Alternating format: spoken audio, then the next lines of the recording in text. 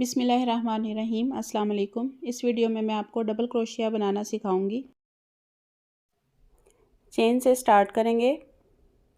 मैं 17 चेन बना रही हूँ। 1 2 3 4 5 6 7 8 9 10 11 12 13 14 15 16 17 चेन से हमारे 15 डबल क्रोशिया तैयार होंगे। क्रोशिया हुक पर धागा लें, 2 चेन स्किप करें, तीसरी चेन में अपना क्रोशिया हुक इंसर्ट करें। अब फिर धागा लेके उसको वापस बाहर निकालें। अब क्रोशिया हुक पर 3 लूप्स हैं। क्रोशिया हुक पर धागा लें और पहले 2 लूप्स निकाल दें। अब क्रोशिया हुक पर 2 लूप्स हैं, फिर से हुक पर धागा लेंगे और उसे इसी तरीके से दोबारा हुक से निकाल देंगे। ये हमारा एक क्रोशिया बन गया।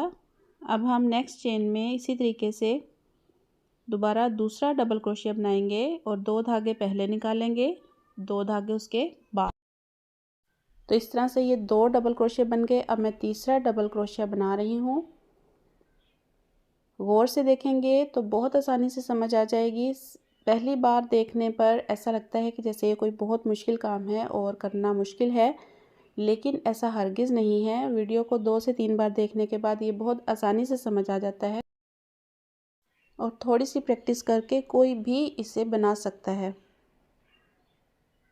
तो इस तरह से हम पूरी लाइन में 15 डबल क्रोशिया बनाएंगे। ये स्टिच मेरी नज़र में सबसे ज़्यादा इस्तेमाल होने वाला स्टिच है।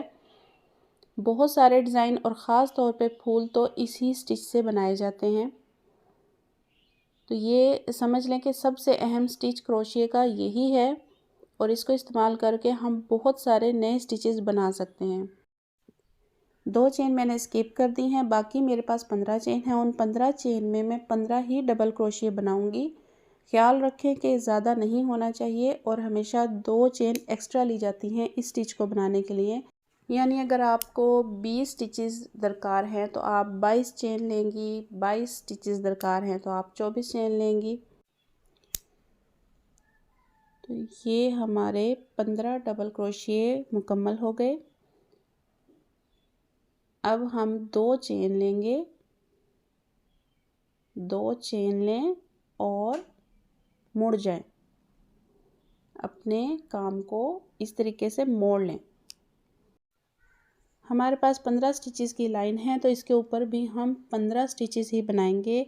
गिनते रहें क्योंकि अक्सर जो न्यू बनाने वाले होते हैं, नया नया काम सीख रहे होते हैं, उनसे एक ही चेन में 2 क्रोशिया बन जाते हैं।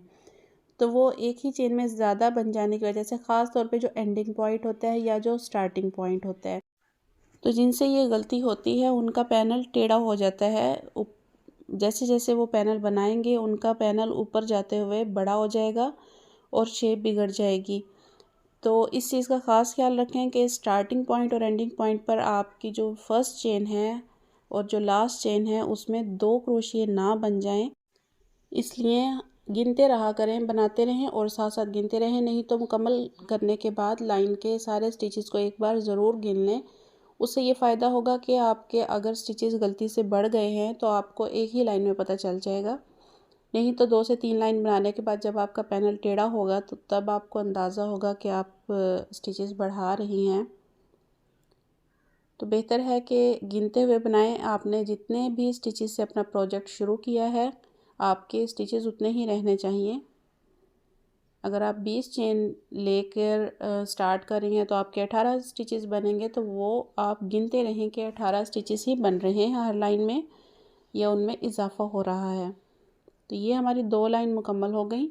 2 चेन लेंगे और इस तरीके से अपने काम को मोड़ लेंगे। अब ये हमारी तीसरी लाइन शुरू हो गई है। 2 3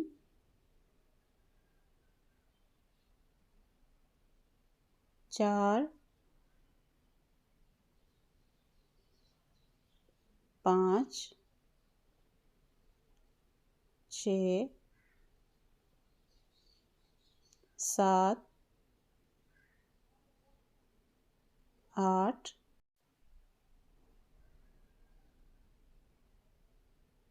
9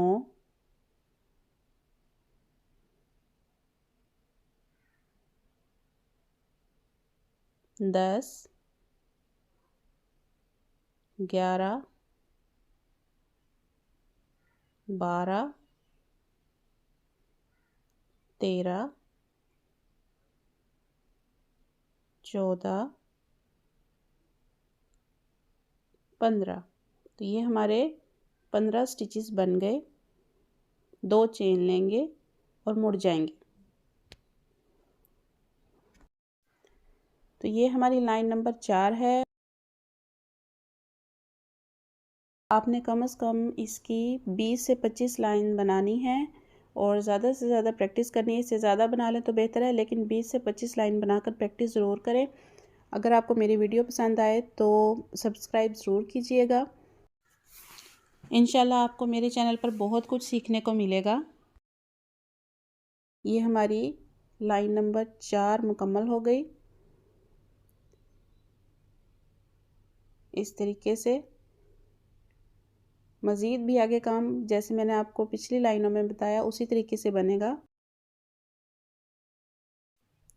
तो ये हमारा 4 लाइनों का पीस तैयार हो गया। आप देख सकते हैं, आपको आइडिया हो जाएगा कि ये पीस किस किस्म का बनेगा।